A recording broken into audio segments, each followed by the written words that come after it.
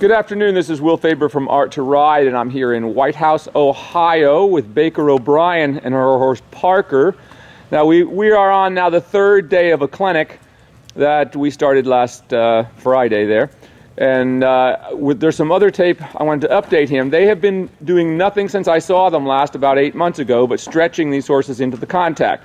So you can see now this horse, who is actually quite a large, heavy type horse, is actually starting to move quite freely, stretching over his back. He's a little fresh this morning. It's quite cold here in Ohio.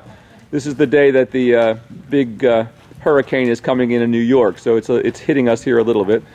High winds and cold weather. Anyway, so he's a little fresh here, but notice how she's going to let him just canter on a little bit there rather than fight him about it. And then he's going to come back to a trot, and we'll see how nicely he's stretching.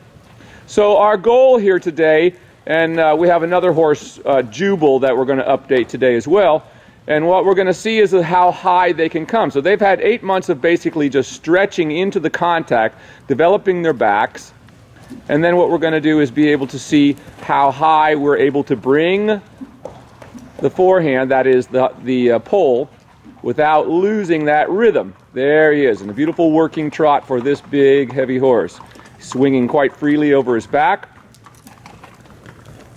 So now what we're going to begin to do on the lunge line here is we're going to see if we can bring him up first there a little bit. So far he's just been stretching into the contact. So I'm going to take a little break here, and I'm going to come back in just a moment, and we're going to have shortened the side reins and see if he can sustain it on staying a higher pole position on the lunge line. All right, this is Will Faber again. We're back with Parker, and we have shortened the side reins about 5 holes on him.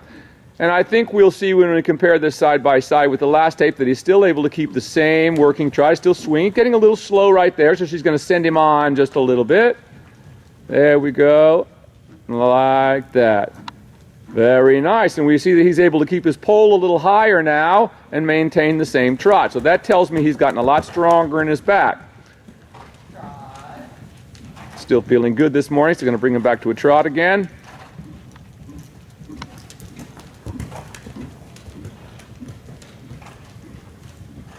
And notice how she just brings him into a smaller circle, and as soon as he trots, then she lets him right back out, so that we're never pulling or yanking on the line. We want the horse to trust us. It has to trust your hand and trust the bit in its mouth. So a rider who's constantly jerking on the bridle and hauling the horse back by their hands, the horse will never become a trusting horse. He'll never trust your hand, so to speak, and therefore he will never really relax, because he'll always be waiting for you to snag him in the mouth again. But that usually is not necessary as long as we keep working the horse within the confines of what he is capable of doing. Very nice. There he is, swinging very nicely. Got to pick up a canter again, which for him, this is actually quite a nice canter. So we also don't want to dissuade that. So we don't make a big deal of it.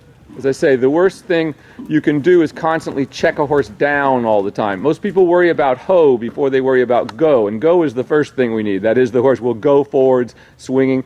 Very nice. Now look how much higher his pole is now, and he's still able to maintain the same trot. That's what we're looking for. So that tells me this horse has developed quite a bit from the last time I saw him. Very nice. All right, now we'll rejoin him in just a few moments doing some other work.